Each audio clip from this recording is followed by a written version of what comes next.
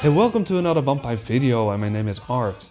Today's subject is what if Toyota actually sold Zokusha.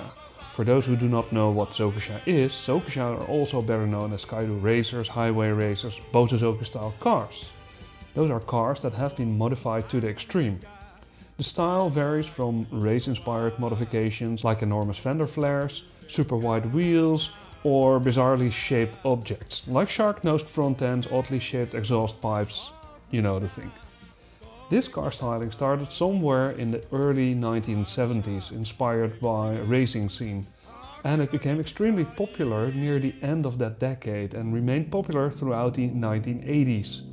Now, why would Toyota ever sell these oddly modified cars? Would there be any demand for such a car? In this video series, I'll try to answer questions like this using a thought experiment, imagining what would actually happen.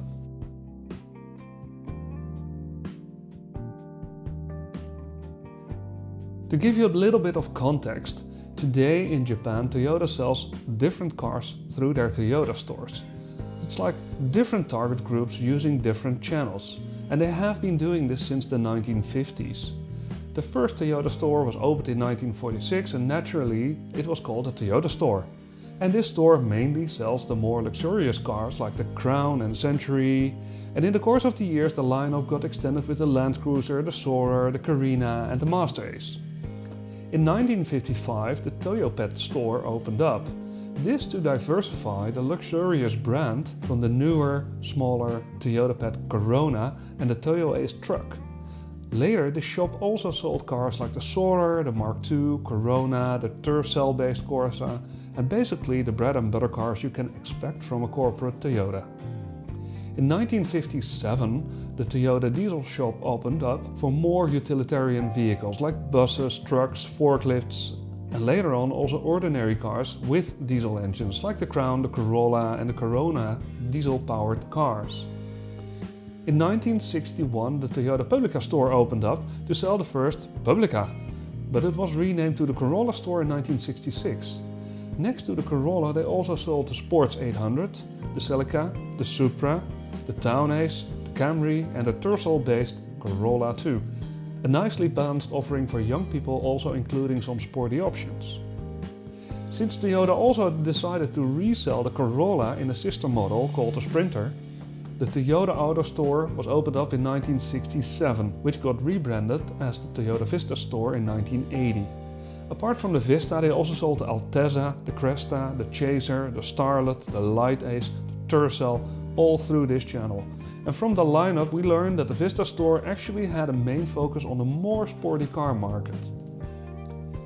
All this meant that in the early 1980s Toyota owned 5 major market segments that covered almost the entire consumer market. There's a lot more to this subject, and maybe perhaps I can do another in-depth video on all these Toyota stores. As you could have guessed from the 5 different stores, Toyota listened very closely to the car market to meet demand. They created playful cars like the Toyota Corolla 2, aimed at specific target audiences. So what if Toyota also would have listened to the youngsters from Generation X, modifying their cars with large fender flares, mounting wide wheels? Let's just assume that they did. And the Toyota Kaido store opened up its doors in 1981. In the first few years the shop is really struggling to find a good lineup, but in the mid-1980s this has finally settled down and the products in the 1986 Kaido store would be as following. A Toyota Starlet-based car aimed for the entry-level enthusiast. The new front-wheel drive 1.3 Turbo S is discarded, as this pocket rocket is supposed to be rear-wheel drive, so they take the previous generation. With a super silhouette body on top of it, it looks like it's from another planet. For the boy racer, the Corsa Racer, a Toyota Corsa or Tercel AL30 based, with widened fender flares, and given the fact that this new generation features the open canvas top, meaning all your friends can now lean out of the car and wave their sticks to the other drivers while you're cruising down the highway. Next to the Corolla and Sprinter lineup, a new sister model emerges, the Toyota Mjolnir. It follows the same theme as the Levin and Treno. Mjolnir is Thor's hammer in the Norse mythology, which also is a reference to the thunder and the lightning. The Mjolnir is a two-door A86 with a shark-nosed front end and very wide wheels. For the mid-range cars, the more upmarket Carina is chosen and Toyota creates the Zokusha, a lowered, wide fender flared Carina sedan that looks like it's meant for racing. One step up of the Carina is the Toyota X platform. The Chaser is aimed at performance while the Cresta has more class. The Cresta is then chosen and actually kept quite sophisticated, just a touch of two-tone paint, a V-shaped twin Takayari at the rear end, with a 24-valve, twin-turbo, twin-cam 1G engine, a manual gearbox and the optional limited-slip diff. It's destined to do donuts. Finally, the cherry on top, you can now order the identical Shakotan Boogie Soarer from this shop. Polka dot paint, Takayari exhaust pipes are standard, but from the factory you can also choose to remove the springs to make it extra low. And also don't forget to take that extra durable bump stop option then as well. Naturally, the Kaido store had to be appealing to its target audience, so it got dressed well up and featured rock and roll and surf-like music.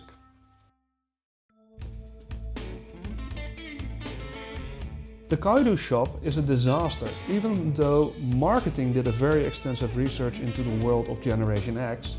There are clearly some issues with this concept. At first the sales are meeting expectations, but after the initial sales hype, the sales actually drop. Marketing analysis reveals that the problem is actually twofold. There are two problems that they can't overcome. The first problem is that they missed the whole point of the modifications. Modifications offer individualism. The late 1970s, early 1980s, the youth tries to shake off the collaboratism of the baby boomers of the previous generation, and this is shown in the new products like the Walkman or branded products soaring in popularity. This also means that the Kaido racers sold through Kaido store are not individualistic enough. The second problem is that the cars are sold brand new. This generation doesn't earn a lot of money yet. And especially the young that are into Zokusha don't have a lot of money to spend. Also, second-hand cars are dirt cheap in Japan in this era, so modifying one into their own personal car is something they can do themselves on a very low budget. After a quick rebranding and focusing on a more performance and tuning market, the Kaido stores finally closed their doors in late 1992 and the Japanese economy bubble collapses.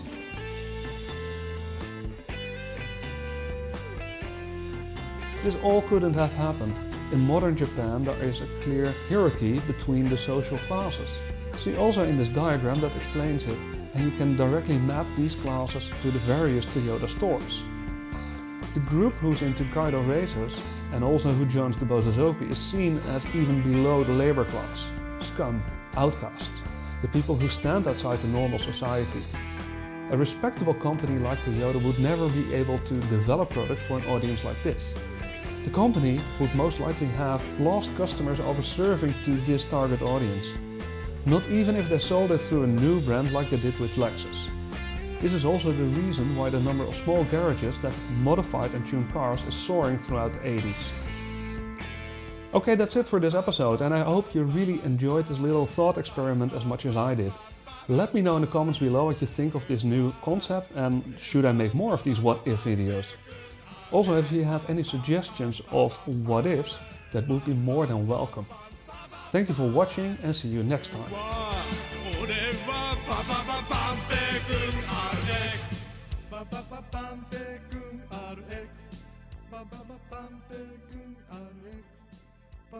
Pam